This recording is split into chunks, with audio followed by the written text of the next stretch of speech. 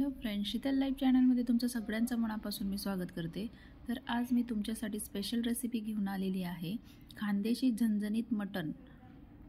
तर चला मग आता आपण मटण बनवायला सुरुवात करूया।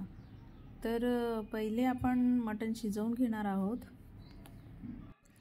तर आता आपण मटणला चांगलं धुवून घेतलेलं आहे आणि नंतर आपण कुकरमध्ये थोडासा बारीक चिरलेला कांदा आणि मटण धुतलेलं ते त्याच्यात टाकायचं आहे। तर आता ते मटण आपण चांगलं मिक्स करून घेणार आहोत।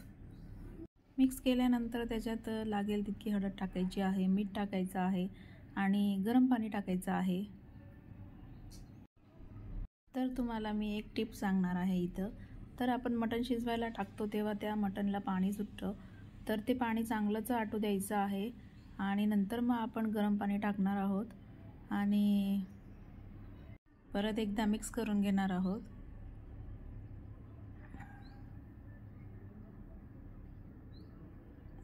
तर आता आपल्या इकडे मटण सूप तयार झालेलं आहे।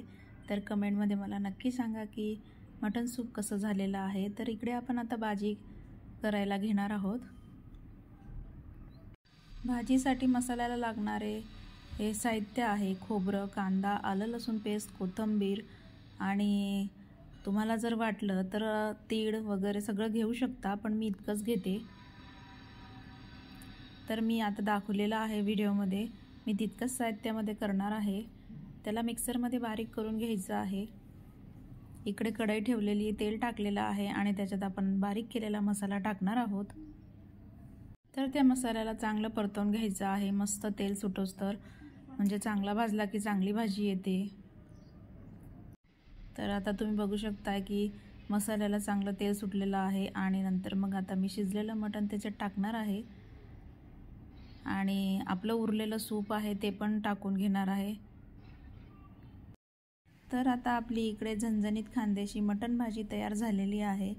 तर कमेंटमध्ये मला नक्की सांगा की ही रेसिपी तुम्हाला कशी वाटली आणि ब्लॉग जर पूर्ण बघितला असेल तर छोटंसं लाईक, शेअर, सबस्क्राईब नक्की करा फ्रेंड्स। बाय।